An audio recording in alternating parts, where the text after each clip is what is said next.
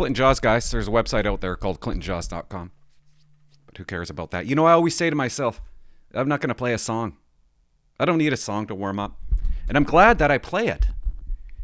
I swear to God, I want you guys to play this song at home. Turn it up loud. Impossible to not kind of like move to it, to dance to it. Such a great song. And I am the only one that likes it. How was your Thanksgiving? You know what? Can I tell you something? I'm not mad or anything. I'm not going to get worked up over the story because it's so trivial. It's not a big deal. But at the time I thought, this is kind of a little odd. We go to Naysgard's. It's like a farm market. It's open all the time. They grow corn and stuff. You want fresh corn, you go there. If you want a fresh pumpkin, you go there and you pick up a pumpkin for the kids. And that's what we do. We grab a couple of things. And we grab these pumpkins.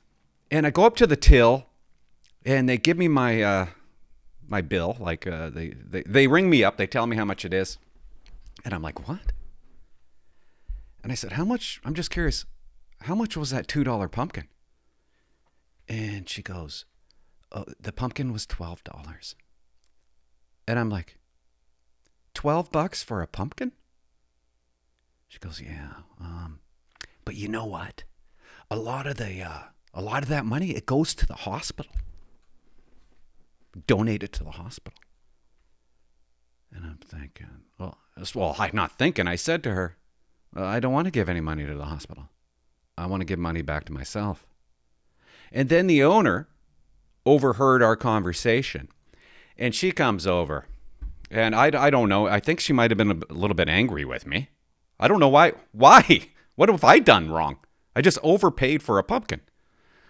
Anyways, she starts talking about the hospitals and I don't know, something about this goofy baby needing some goofy treatment and that it's very important to support the hospitals and something about, she went on forever and something about the hospital's near and dear to me and I support it. And then I said, I shouldn't have said this, but I said, you know what? I'm pretty sure I'm supporting it.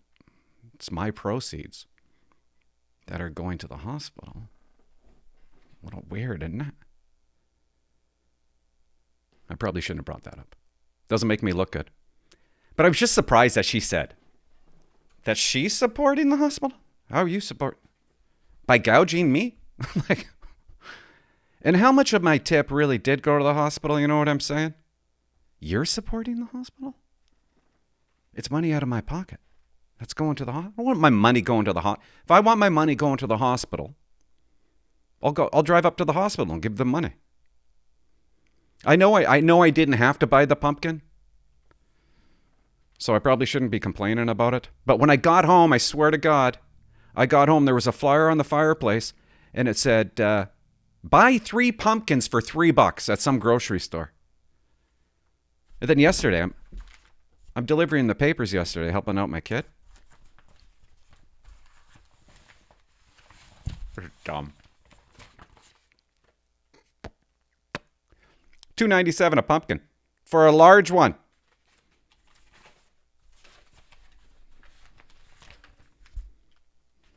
Anyways,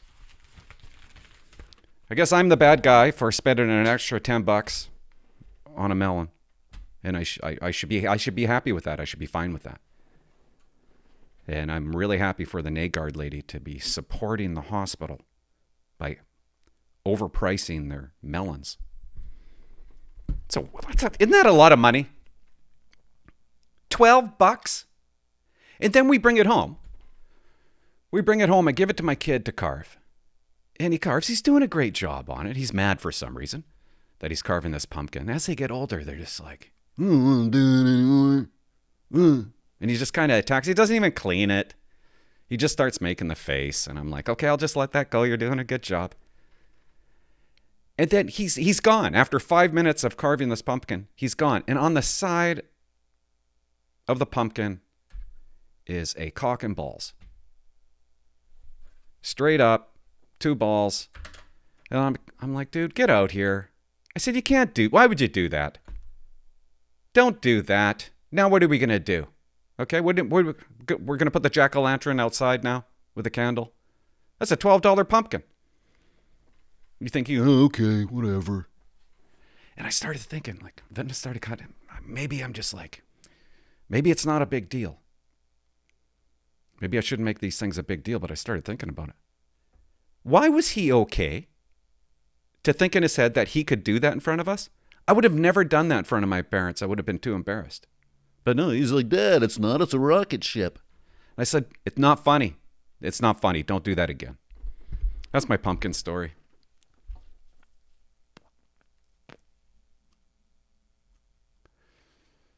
What else? Oh, yeah. I put the trash out today, guys. Do you want to know who collects our trash? The mentally ill. Oh, yeah. Get in there. Get in there. Oh, my God. I gotta get it. It's a can. Right at the bottom. Yeah, I knew it. I put the trash out, the recycle bin, because it gets picked up, head first for 5 minutes. And, okay, I shouldn't have said, should I say homeless? Or should I say I think mentally ill, okay? Maybe not. This person's got their head in my garbage, took half my recycling, and I'm thinking, you know what? Okay, go ahead and take it. No, don't take it. Just leave it alone. It was gross. I don't want the neighbors seeing what I got in there. And this person just kept on taking the items out and putting it in their bag, and I'm like, I break all the recycling rules. And I don't want my neighbors seeing this. And I started thinking, there has never, because I grew up in the 70s in this neighborhood, never anybody walking around mentally ill or homeless. There is now. You put out the recycle bins, they'll come. You build it, they will come. You put it out, they will come. They're coming for you. We got to spread out the homeless into the entire community of Port Alberni. Every street, every road. I don't know. Don't sweat the small stuff, Clint. Is it small, though? I don't know. Get the hell out of my trash can. I don't even want you touching it. Okay, don't touch it. What makes you think you could touch my recycle bin? Is it not my recycle bin?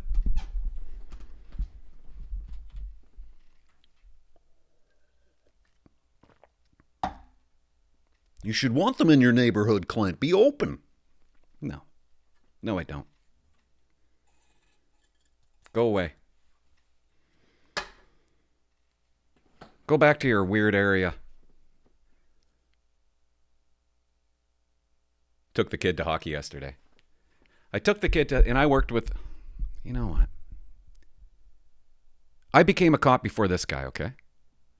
And we were going through the process. We grew up in Port Alberni. We graduated from Port Alberni. We're going through the process to become a cop in the RCMP. We can't get in because they're only taking 60 white males. So we started applying. Ryan applied to the city forces, and I did too. Couldn't get into that. Then all of a sudden, the RCMP needed members years later, and we got in. And I haven't seen the guy forever. Kind of worked with him for a bit. Went to Dominican Republic with him on a trip once when we were both cops. We used to be pretty good friends. Not anymore. Doesn't matter. Last I heard, he was on some island working with Lagan. And so I walk into the hockey place, and I'm gonna go sit down and watch my kid. And there he is. I didn't recognize him. He looked like David Letterman. He has a beard and a mustache. And I said that to him. I said, you got to get rid of it. I don't think I told him to get rid of it. Anyways, I called him David Letterman. And he's like, we started talking, and I'm like, hey, how you doing? And I'm like, you still over there on the, that island with Lagan? Oh, no, I've been off for a year. Something wrong with him? I'm like, holy cow. And I'm like, okay, how about Lagan? No, he's retired. He's gone too. I'm like, what? It seems like everybody's dropping off like flies. And I bet this guy's not going to ever go back. I had a troop mate, Veronica, email me 2 weeks ago saying in November, the RCMP, don't know if it's true. I assume it's true. She's telling me about this. But in November, the RCMP put her off because she refused to be vaccinated. And then 4 months later, boom, she retires. It's like everybody's gone. Everybody's retiring. I couldn't believe it. Like I talk about Ryan and Leg and a lot on my thingy dingy here. And that's it. Probably won't ever be cops again. What's the point of my story? I'm just shocked. I'm shocked.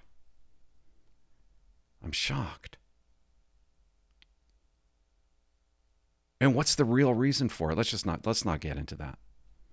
Let's take some calls. You know what? I probably shouldn't have said anything about that goofy baby. It's just so... $12? $12. You're supporting the hospital? And how much of my $12 went to the hospital? 50 cents. Can we find that out? They say shop local. Like that's the place that everybody should go for a pumpkin because they're 50 cents. No, $12 pumpkin. How do you justify that? Well, I put some of the proceeds for babies that need treatment. That's how I do it. So shut up.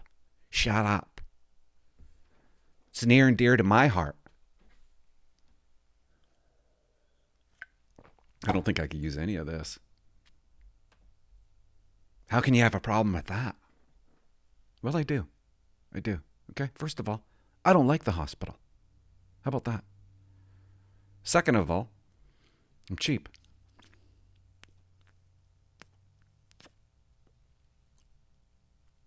I'd rather support the blind. What's this guy got to say?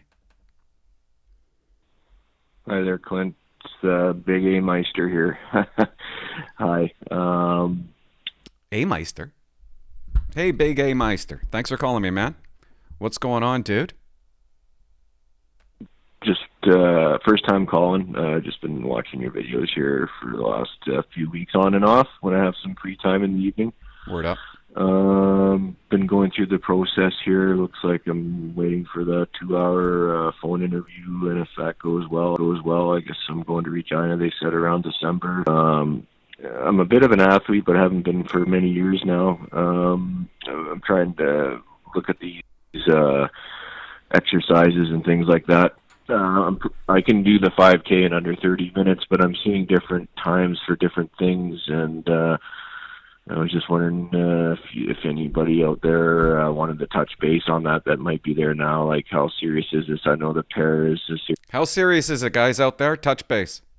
Space on that might be there now. Like, how serious is this? I know the pair is a serious thing, and when I did the pre-trials... it's only serious if you're out of shape. At the orientation, I was like doing it in like 22, 23 seconds a lap. Okay, so you're at a trial for the pair test, and you're doing 22 seconds a lap, which equals out to, I don't know, 3-something in the pair test, so you're fine. So there would be time to rest to do the push-pull, as I was told by the instructors there. Rest to do the push-pull. There is no rest, so I don't know what that means. The recruiting officers that were putting it on. But yeah, lots of time to do the push-pull. I could only do 3 laps, due to medical clearances. So you could only do 3 laps. Okay, this call is actually really confusing me. You go to a thing to practice, you only could do 3 laps, you can't do 6 laps? Does this make any sense? I believe you, but that just seems out of whack. Well, no wonder you got 22 seconds a lap. Yeah, I just was wondering if you could elaborate a little bit more on the intensity and how demanding this running and all this stuff is going to play out when we all get there. Okay, thanks a lot. Hope to hear from you soon. Enjoy your what you're doing and listening to you. Okay, thanks a lot. Bye bye. Thanks, dude, and I appreciate the call. I love it when people call 604-330-2512. 2512, guys. 604-330-2512. Intensity. You got nothing to worry about, okay? You're almost an athlete. You used to be one. Running, The only people that have to worry about the parrot test are people that are big and out of shape. Plain and simple. You're not. So you got nothing to worry about. Don't worry about this 5 mile or 5K or whatever. Nolan, I'm 16. Owen, 16. Hey, buddy.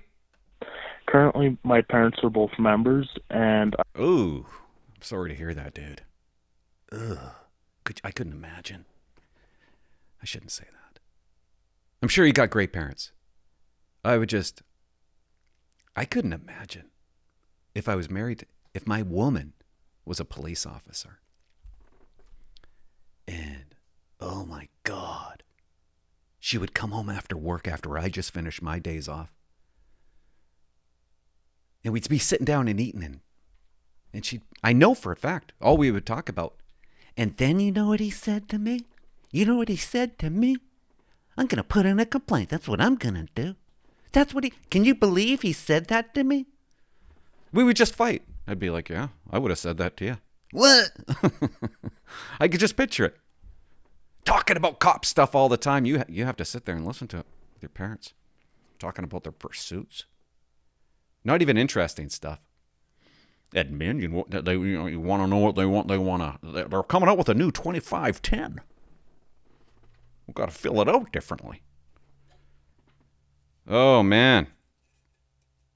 Thankful. That's what I should have said at Thanksgiving. I'm thankful that you're not a police officer to my woman. And all the moving around you probably did, too. But I'm sure there's great things. You know, I actually seen couples that made it work out great. And I'm going to screw this up. But you have kids. It actually works out great, right? Because you both work 4 on, 4 off. So let's say the wife goes to work. The husband's at home. The wife works her day shift. She comes home. He goes to work. He works his night shift. He's done. The wife goes back to work. You go to school, Owen.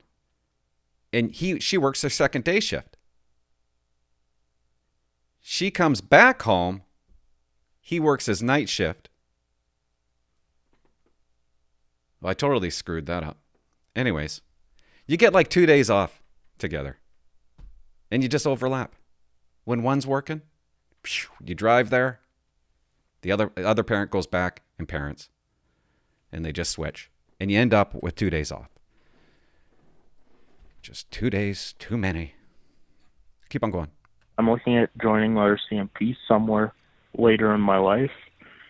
I'm looking at going to Lethbridge College to do criminal justice policing. You know, I could have swore I looked into that 100 years ago, Lethbridge College. Keep on going. Sorry I interrupt you. Do criminal justice policing. And my thing is, though, is that I don't know if I want to waste the money on doing that if I'm going to get deferred and possibly not even have a chance at joining. Okay. I used to think college is a waste of money. Why do you need to go to college if you want to become an RCMP cop, okay? You don't need to. You just don't need to. But some of the best parts of my life was going to college. And I encourage my kids to go to college. I don't think college is going to do anything for them, but I want them out of the house. I want them out of the town. I want them to go because that's a great opportunity. You're surrounded by people that want to be successful. And that's what I want my kids to do. I want them to be surrounded by people that are successful. I don't want them sticking around this town. I want them to leave. And that's why I think college is a good thing. Because that's what you end up doing. You leave, you party, you go out, you drink lots, you wake up, you study a little bit, you go to class maybe. You're just around people that want to be successful and it's awesome. But no, you don't need it. You don't need college. Really, all you need is, I didn't know how to type. I didn't know how to type. We didn't type when I went to college. It was all handwriting, really. And then my girlfriend at the time, God, I miss her. Tammy was her name. She came over with a book and her typewriter, like one of those typewriters where it goes so far and then you have to move it over.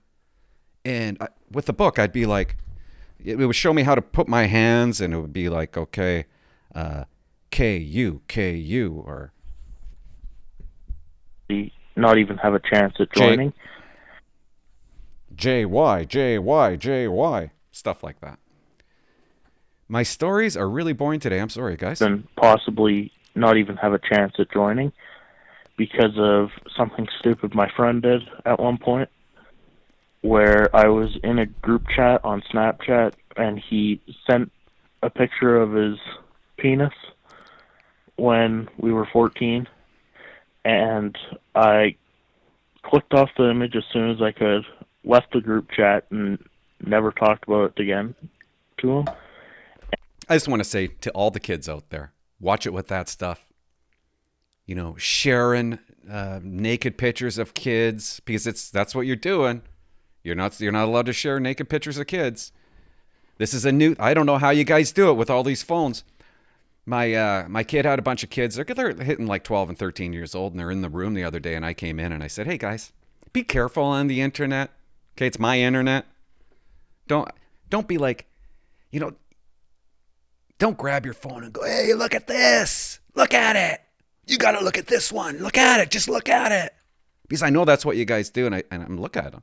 They should just start gutting themselves because that's what they're doing. It must be so hard being a kid with one of these.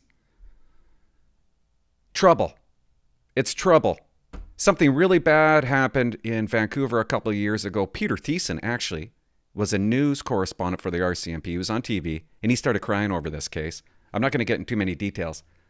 But these kids were doing a bad thing to this girl that was drunk, passed out, unconscious. Some of them videotaped it, sent it to their friends. The person that videotaped it, they're now a sex offender. You can't do that stuff. Just be careful. Keep on going. Talked about it again to him, and I clicked off the image as soon as I could, left the group chat, and never talked about it again to him. And I took it up with my parents and asked them what to do about it, and they said what I did was fine. I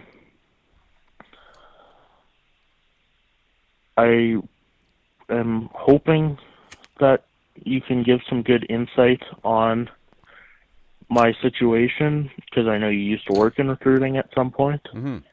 And I love the Vids. Keep it up, and thank you. You're welcome. And thank you for your call, 604-330-2512. You got nothing to worry about. You did nothing wrong, okay? I wouldn't scold your friend too much either. I mean, I'm not saying you got to, I'm no longer friends with him. I don't know if I go that far. I mean, God, 14 years old. I would do that. If I had the technology when I was 14, I would have done that. And how do you even know if it was his penis? You know what I mean? Prove it. Maybe it wasn't. Maybe it was an adult penis. You got nothing to worry about. You did nothing wrong. Your parents are right. And it sounds like you will become a police officer if that's what you really want to do. Thanks for calling, man. Don't sweat this one. That's nothing. Hey, Clinton Jaws, it's Connor from BC. I just wanted to let you know that I enjoyed your videos. Just as a normal person, you know what I mean? Then, because he's a normal person. Thank you, Connor, for calling. I thought it was cool. I've never seen that. I've always seen, donut operator, cops in Canada, not in Canada, America, record, videos about breaking down police videos and body cam videos, and then you see how they break it down with their experiences within the American justice system. But it's cool when you get to see an RCMP or provincial police officer break down things like that. I'm seeing. You know what's funny, Connor? That's why I started my YouTube channel, to break down police videos, and I got away from it. I don't want to get back into it. I really liked it. Something else took over. Anyways, keep on going. Body cam footage in Canada, because it's quite rare to see that, and I would love to see more body cam footage in Canada, just to see what it's like, that would be such a cool thing. Because my uncle used to be part of the RCMP in Strathmore. Good for you. Good for your uncle. That's awesome. You go on to say that you went to the detachment, you've seen pictures, and you got to play with the buttons in the car. Good stories, good memories. And I forget what. Did you even have a question? I don't think you did. You just wanted to say nice things to me. Thank you. I appreciate that. Oh, hi. My name's Chad Swanson. I was a paramedic for 19 years. Chad Swanson, paramedic for 19 years. How's your PTSD? Man, I don't know. Like if somebody phoned me up and said, hey, Clint, do you want to be a paramedic? Honest to God, $500,000 a year I would do that job for. I couldn't imagine doing that job.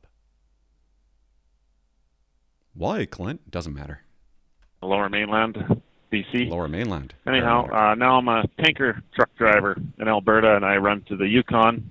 Yesterday, I had a member drive at 130 kilometers an hour, and he was distracted, I think on his MDT after responding to calls all night, and he rammed into the back of my tanker. So my first thought was, how do you know he was going 130? So the Scops out and about just hits his tanker at 130. He was on his MDT. That's his computer system. See this computer right here? We have those right in front of us while we're sitting in the car. Responding to calls all night, and he rammed into the back of my tanker. Rode off police Tahoe, closed the highway down for 5 hours. I couldn't stand driving the police Tahoe. Just a point of interest. 5 hours. I just had some pictures, and I kind of wanted to share them with you. So, anyhow, my phone number is 780. If you're interested in maybe doing a little commentary on this story. All right, thanks. Want to see the pictures? Okay, here are the pictures. And when I first seen this, this is sick. My first thought was, get the battery. Get the battery out of that car before they take that car away. I remember Bellhanser, I think he's an inspector now. I don't know how he did that, but he totaled the car in Duncan, and I took the battery. And so everybody, all members, if your buddy totals the vehicle, get the battery. They are kick-ass batteries. That's my first thought when this happened. Don't know the full story. Well, you told us the full story. Well, you told us half the story, right? I appreciate it. I appreciate the pictures. And maybe I can say a little bit about it. I'm not going to say too much about it. It should be outlawed. It should be barred. There should be a rule. You should not be allowed to drive with the computer open. Or if the computer is open, the moment you put your police car in drive, it goes blank. I don't care if you need to see the map. There are so many times. I remember when I was in Mission and a guy was working in, what the hell's that? The detachment now. It's not Hope. It's between Mission and Hope. Starts with an A, doesn't it? It's not Chilliwack. It's a small detachment. And the same thing happened. I can't remember if he killed somebody. He was going Mach 3, computer open, looking at the computer, right? Driving, looking at the computer, looking at the map. That's what they're doing. They're looking at the map. Where's it? It shouldn't be allowed. The RCMP will not protect you guys. Those cars have no insurance. They're walking away from it. If they know that you're looking at your computer and not looking in front of you, you're doomed. You're done. You're in trouble if you kill somebody. They will not protect you. They will hang you out to dry. When I first started, I started in Duncan. We didn't have a computer. We didn't have computers. So it would always be, Jaws, respond to a domestic. Where's it at? 3200 Dingwall Street. And I'll be going, maybe I didn't know where Dingwall Street. Of course I know where Dingwall Street is. But I'll be going to Dingwall Street. And if I didn't know, I'd be like, what's that address again? Sometimes I'd ask dispatch 3 or 4 times. And they used to say, oh, God, I can't wait till you guys get computers in your car. Really? Really, though? Do you know how dangerous that is? I know it makes your job easier, but I think back now, you're parked on the side of the road, you get the call, you kind of know where you're going to go. You don't need maps. You kind of know where you're going to go. And when you get close to that location, ask dispatch, what street's it off of? Or Get the call. Look at it on a map. Memorize where you're going to go. Get good at that. And when you get near the call, pull over, throw it in park, and take a closer look to see where you're. My point is, don't drive and look at your computer at the same time. It's terrible. It's a terrible habit. You're not that good. Thanks for the call, dude. I'm not drinking, by the way. This is my gross ashtray. I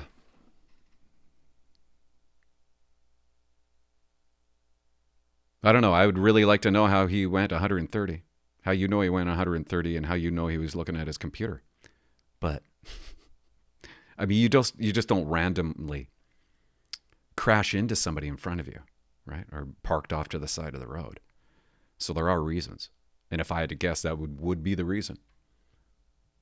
These damn computers. They're killers. But we just keep on doing it, don't we? Just keep on doing it. Okay, not my best stuff, guys. Not my best stuff. So what I'm going to do now is I'm going to do some editing.